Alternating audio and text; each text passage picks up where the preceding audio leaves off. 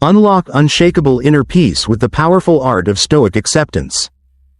Have you ever had your entire world crumble in a single moment? I have. I was standing in the pouring rain, staring at a shattered phone screen that had just slipped from my hand. And somehow, that broken screen symbolized everything in my life: fragile, chaotic, beyond my control. A few hours earlier, I had just lost a job I thought was my dream. Not because I failed, because of restructuring, corporate nonsense. In a single meeting, everything I thought I had built was gone. But it wasn't just the job. My relationship was cracking at the seams. My health was failing because of stress I refused to acknowledge. And now I was standing on the street. Phone broken, future uncertain, and not a single person to call. That was the moment I stumbled upon the art of Stoic acceptance. Not from a book, but from life slapping me in the face. And here's the crazy part. That moment, as miserable as it seemed, became the seed of the deepest peace I've ever known. I didn't go searching for stoicism. It found me when I had nothing left to fight with. So what if I told you that every single storm in your life, every betrayal, failure, loss, holds the key to an unshakable peace? A peace you don't earn by avoiding pain, but by facing it and saying, "You don't control me anymore." Stick with me. Over the next few minutes, I'll take you through real-life stories, dramatic internal shifts, and powerful mind-blowing insights from ancient Stoic philosophy, wrapped in modern battles we all fight. By the end, you won't just understand Stoic acceptance, you'll feel it in your bones. Let's start with something that will hit home: control, or more specifically, the illusion of it. I used to believe I was in control of my life. I had plans, schedules, goals. I thought if I worked hard enough, I could bend the universe to my will. But here's the truth I never wanted to face: we control almost nothing. You don't control whether the person you love loves you back. You don't control whether a company goes bankrupt and takes your job with it. You don't control the storm that hits your city, the accident that derails your week, or the cancer diagnosis that rewrites someone's future. But what do we do when we face these moments? We resist, we rage, we scream at the universe and demand it makes sense. And that's the exact moment we suffer, not because of what happened, but because of our refusal to accept that it happened. Enter Epictetus, a former slave who became one of the most powerful voices in Stoic thought. He once said, "Some things are in our control and others not. That's it, that's the key to peace." But it's not just a quote you print and hang on your wall. It's a worldview. It's a revolution in your mind. Let me give you a real story. A friend of mine, we'll call him Mark, trained for years to become a professional fighter. Discipline, pain, sacrifice. This was his life's dream. But in one match, one misstep shattered his knee. Career over. He spiraled into depression. He was angry, bitter, and couldn't understand why life was so unfair. Until one day, he came across Marcus Aurelius, the Roman emperor who led armies while battling personal grief. In Meditations, Aurelius wrote, "If you are distressed by anything external, the pain is not due to the thing itself, but to your estimate of it." Mark read that one sentence over and over. And then something snapped. He realized he'd been trying to rewrite reality with emotion. He wanted things to be different than they were. But reality doesn't bend to desire. So he stopped asking why it happened and started asking what now. Fast forward 3 years, Mark now coaches young athletes with injuries. He teaches them not just how to recover physically, but mentally. He tells them, your injury isn't the end. It's the beginning of your real fight. And that's Stoic acceptance. It's not passive. It's not saying, whatever, to life. It's fierce. It's active. It's the art of facing reality without flinching. And transforming it. Now let's dive deeper. You and I, we deal with emotions every day. Guilt, fear, regret. Most of us think emotions just happen to us. Like weather. But what if I told you that your emotions are choices? Not the first wave. No. But what you do with them is entirely up to you. Let me prove it. Imagine someone cuts you off in traffic. You get angry, right? That flash of rage is automatic. But what happens next is entirely in your hands. You can follow them, curse them out, let that one moment ruin your whole day. Or, you can pause, breathe, accept. You say to yourself, that happened, I don't control that, I control me. Suddenly, peace. But it gets even deeper. One time, I was betrayed by someone I trusted with everything. A close friend. They used my vulnerability against me for their own gain. It destroyed me. I stayed awake for weeks thinking about what I could have said, should have done, might have changed, but all I was doing was rejecting what had already happened.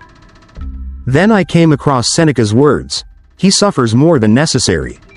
Who suffers before it is necessary? Boom. I was suffering again and again, not from the betrayal, but from the reliving of it. So I stopped. I said to myself, this happened, I feel the pain, but I will not carry it like a badge of victimhood. I will wear it as armor. And the pain started to fade, not because I ignored it, but because I accepted it fully. That's when healing began. Let me ask you something. What are you still resisting right now? What part of your past do you replay endlessly, thinking it should have gone another way? What storm are you standing in, refusing to acknowledge the rain? Ask yourself this, and then sit in silence for a moment.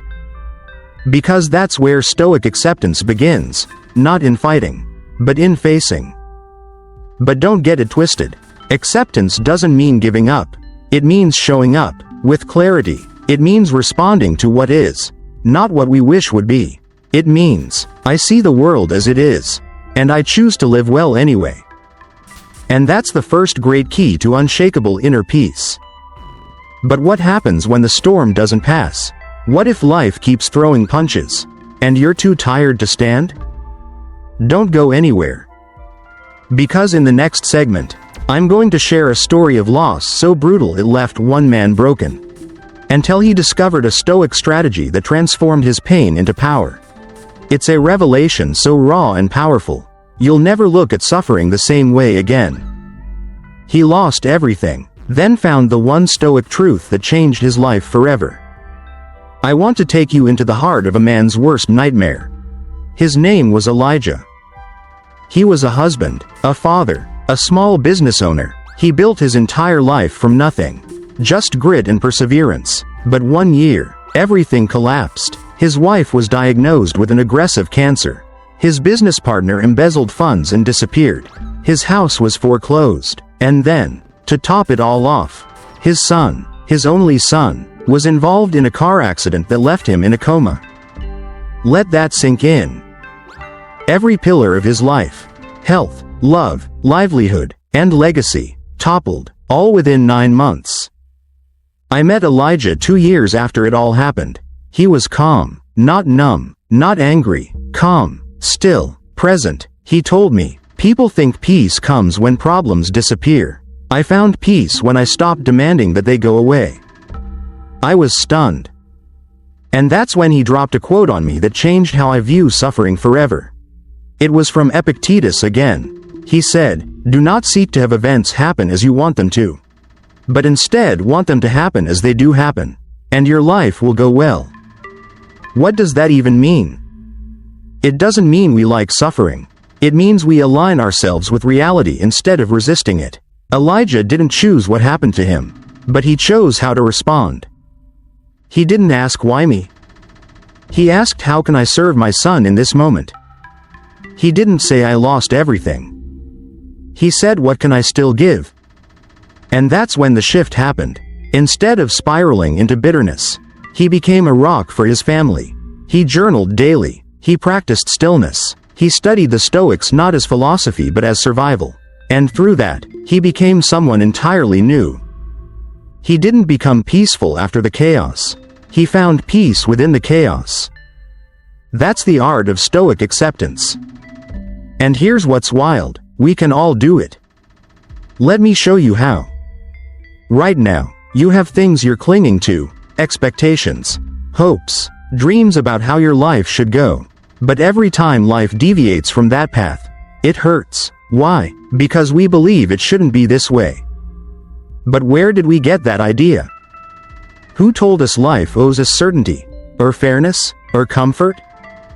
The Stoics teach that nature is neutral. Life simply is. The sun rises, the rain falls, people betray, accidents happen, and our job is not to bend reality into our ideal image, but to train ourselves to meet it with grace. Here's a technique I use every single day. It's called the view from above. Close your eyes for a second. Picture yourself from a drone hovering above your home. Then zoom out to your city, then your country, then your planet. You are one speck among billions of lives, all living, loving, losing, trying. The pain you're feeling, it's real, yes, but it's part of something vast. You're not alone. You never were. This perspective doesn't minimize your pain. It places it in context. And that's where acceptance begins. When Elijah practiced this, he told me something profound. He said, "When I looked at my pain through the eyes of the universe, I realized it wasn't personal. It was just my turn." Can you feel the weight of that? What if, instead of asking why is this happening to me, you said this is happening, and I am ready? Now let's level up. Because some of you are dealing with a silent war. Anxiety, self-doubt, the kind that doesn't show on the outside but eats you alive inside. Let me tell you about Jessica. She was a high-performing executive who looked like she had it all. But every night, she'd lie awake, haunted by the fear of failure. She feared letting her family down, her company, herself. It got so bad, she started having panic attacks. But no one knew. She wore the mask well. Until one day, during a board meeting, she froze, mind blank, heart pounding. She excused herself, locked herself in the bathroom, and sobbed on the cold floor. That was her breaking point. But it was also her breakthrough. She turned to Stoicism, desperate for something, anything, that could quiet the war inside. And she found this gem from Marcus Aurelius: you have power over your mind, not outside events. Realize this, and you will find strength. She read that line for a week straight. Then, she did something radical. Every morning, she wrote down her fears, in vivid detail, but after each fear, she wrote, "Is this in my control?" If yes, she made a plan. If no, she let it go. Over time, her anxiety didn't vanish, but it no longer ruled her. She became the observer of her emotions, not their prisoner. You can do this too. Start small. When you feel panic rising, pause, ask, what part of this do I control? Usually, it's your response, your breath, your posture, your words. That's enough. The Stoics weren't superheroes. They were humans like us, wrestling with grief, power, failure, love. They just trained their minds to meet life on life's terms. Now I want to challenge you. Right now, yes, right now, take one thing you've been resisting. Maybe it's a breakup you never healed from, a dream that died, a part of yourself you keep hidden. Bring it into the light, name it, and then say this out loud: this is my reality. I accept it. I don't need to like it, but I will no longer fight it. Feel the shift? That's the beginning of your liberation. Because here's the truth no one else will tell you. Inner peace isn't the absence of problems. It's the mastery of how you meet them. It's the moment you stop trying to control the ocean and start learning to surf. And once you do that, nothing can shake you. Not loss, not betrayal, not even death. But now comes the real test. Because what if you willingly walked into discomfort, knowing it would make you stronger? What if you practiced acceptance before life forced it on you? That's what we're diving into next. I'm going to show you how the greatest Stoics trained for peace. Not in temples, but in battlefields of the mind. And how you can do the same, starting today. The Stoic training method that prepares you for any crisis, before it strikes. So far, we've walked through the fire. We've seen pain, betrayal, loss, and anxiety transformed, not by magic, but by mindset, by Stoic acceptance. But now, I want to ask you something deeper. What if we didn't wait for life to fall apart before building our inner fortress? What if there was a way to train for adversity? To build emotional muscle so strong that when the storm hits, you don't just survive, you stand unshaken? Because that's what the ancient Stoics did. They didn't hope for peace. They prepared for chaos. They didn't just respond to suffering. They rehearsed it. Let me introduce you to the Stoic concept of premeditatio malorum, the premeditation of evils. It sounds grim, right? But it's actually one of the most powerful psychological tools ever created. Here's how it works. Every morning, before stepping into the day, Stoics would imagine the worst that could happen, not to invite fear, but to remove its power. Marcus Aurelius would literally begin his day by saying to himself, "Today you will meet people who are selfish, ignorant, angry." He expected resistance, so when it came, he wasn't surprised. Now imagine doing that in your own life. You wake up and say, "Today, I might be misunderstood, my plans might collapse, someone I love might be hurting." You're not attracting negativity, you're training for life. And when life does what life does, you're ready. Let me tell you a story about how this saved someone's life. A woman named Tara had always feared flying, but one day, she had to board a long-haul flight across the ocean for her sister's wedding. Weeks before, she discovered premeditatio malorum. So she did it, every day. She imagined the flight, the turbulence, the fear, the worst-case scenario, but instead of panicking, she paired each fear with a calm response. If the plane shakes, I'll breathe. If I panic, I'll accept the fear and let it pass. If the worst happens, I will face it with clarity. By the time the flight came, the turbulence did too. It was intense. The cabin rattled, people screamed, but Tara? She sat still. Because she had been there already. In her mind, she didn't deny fear, she danced with it. That's Stoic training.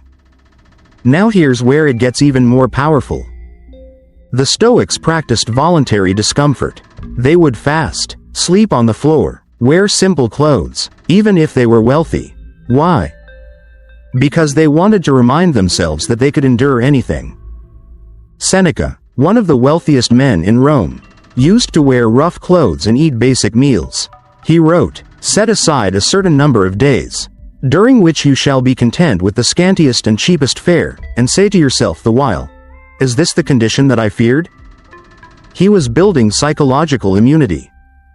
Now let's be honest, most of us are soft. We want comfort. We avoid pain. We scroll instead of sit with discomfort. But what if we flipped that? What if, once a week, we chose discomfort? No phone for a day. Cold shower in the morning. Skip that unnecessary meal. Sleep on the floor. Not to punish ourselves, but to remind our souls, I am not ruled by craving. I can endure. I am free. I did this once for 7 days. No hot water, no social media, no meat, no music. It was brutal. But something strange happened. By day 3, I felt lighter, like the noise in my mind had quieted, like I was finally listening to myself again. That's the paradox. When you choose discomfort, comfort no longer owns you. But Stoic training goes beyond the body. It's mental, emotional, spiritual. I want to share something deeply personal now. There was a time I feared losing my father more than anything else in the world.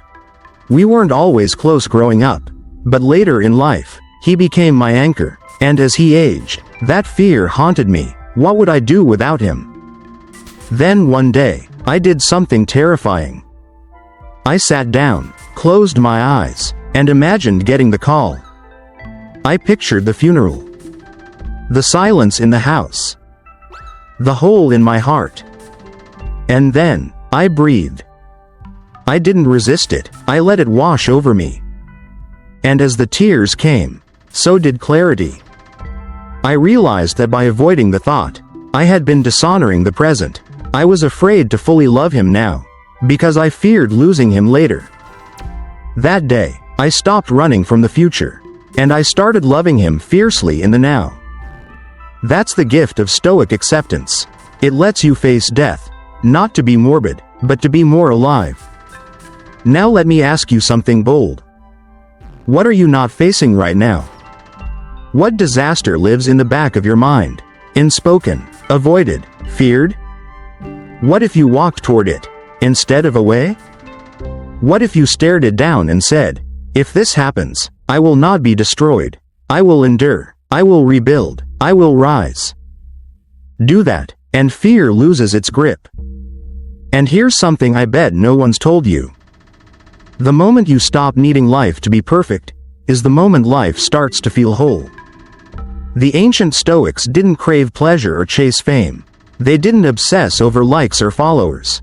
They pursued one thing above all else: eudaimonia, a deep, flourishing life aligned with reason and virtue. They trained for it. They sweat for it. They lost everything for it. And they would tell you today. Don't wait for tragedy to teach you how strong you are. Don't wait for the storm to scramble for shelter.